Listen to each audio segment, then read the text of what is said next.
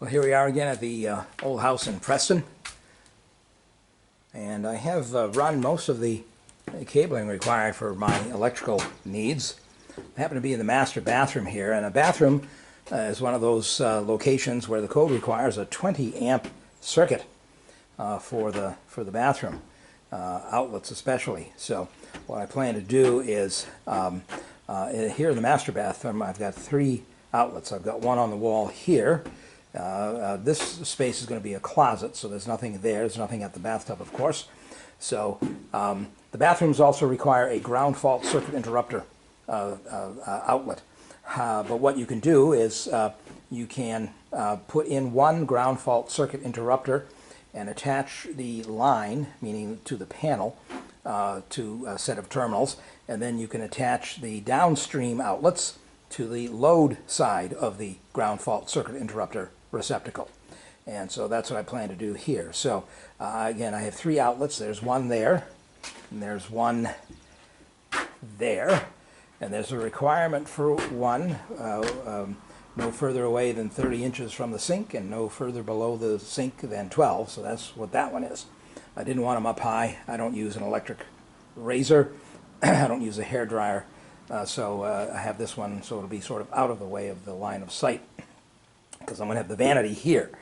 And so again, that one is fed from that one, and that one is fed from that one, and that one goes back to the panel, the back side of which you see here. I decided to do a sub-panel here on the 2nd floor to minimize the amount of wiring that I have to run back to the basement. So here is the sub-panel, and I've got a light behind me so you'll get some shadow, but I have a feeder cable there that comes in. There's no mains on this panel because I'm using a 60 amp breaker as the main, and it energizes both of the buses in the panel. And because this is a sub-panel, I have to keep the neutrals, which are the white wires, on both sides of the breakers. I have to keep those separate from the ground wires. So all of the grounds over here have their own terminal bar, and that's bonded to the panel.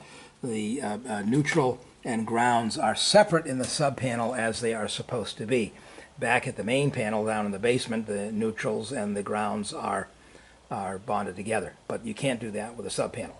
So I've got a bunch of circuits here, and I've got a spare opening which will allow me to do 2 15 amp circuits for future expansion of outlets and lights in the attic. So that's what's going on with the electric up here on the 2nd floor. There's a bunch of circuits here. So I've got a master bedroom outlets. I've got guest bedroom outlets over here in what will be the guest bedroom. I have ceiling fixtures.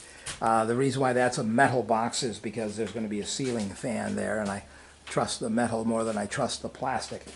Here in the master bathroom, I'm going to have a couple of lights here fronting the closet, light there for illumination of the tub shower, and a light there and there over the toilet and the vanity. So I'll probably use all LED fixtures because you can get a nice high lumen factor with some of the LED fixtures, and that way I don't have to worry about any other lighting. And the LEDs are low energy consumption and low energy or low heat generation, so I won't have a problem with them in the ceiling.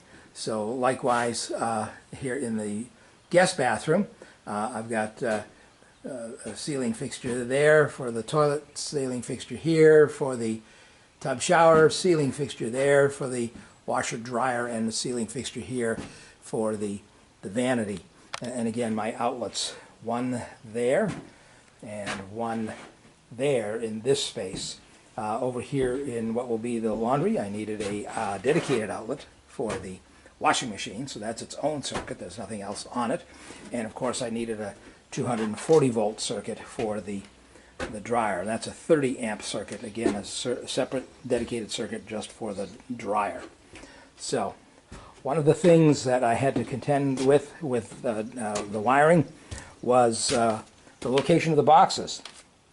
This is an interior wall, and You may recall from a previous video that I have to build out the interior wall where there is a finished floor. And that's because this finished floor was put down after the original millwork was done. So when I took everything out, the finished floor is too far away. As you see, in some places it's almost 2 inches away from the finished floor. And I'll zoom in there. I finally figured out how to zoom works again. So there's a gap. If I hadn't built out the wall, then I would have had a huge gap, and I'd have to find all these pieces of wood and refinish them and get them in place and so forth and so on. So it's just easier to build out the wall, which does 2 things. It allows me to put more insulation in the wall. This is an exterior wall, by the way.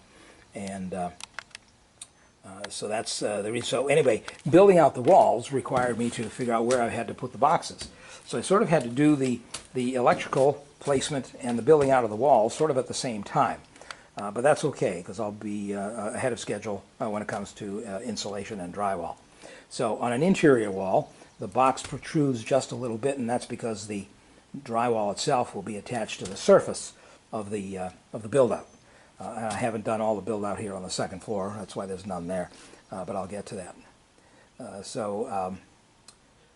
The other thing is, on an exterior wall, the build-out of the box, of the electrical boxes, they are going to be flush with the build-out, and that's because the drywall is going to be flush with the surface of the build-out. That's because of my insulation scheme.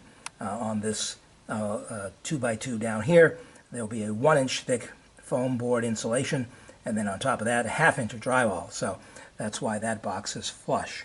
So that was a lot of work, and I still got a little bit more of that to do before I call for my electrical inspection, and the plumbing inspection will be done at the same time as the electrical. So I hope to get that done fairly soon, and that will be good, because again, that'll take care of all of the electrical and plumbing, and I'll have, as I say, the build out almost complete, so I can go ahead and get going on insulation this month. And I've got my HVAC scheduled for the end of the month, and then I'll be able to work in some air-conditioned space. So that's it. We'll talk to you later.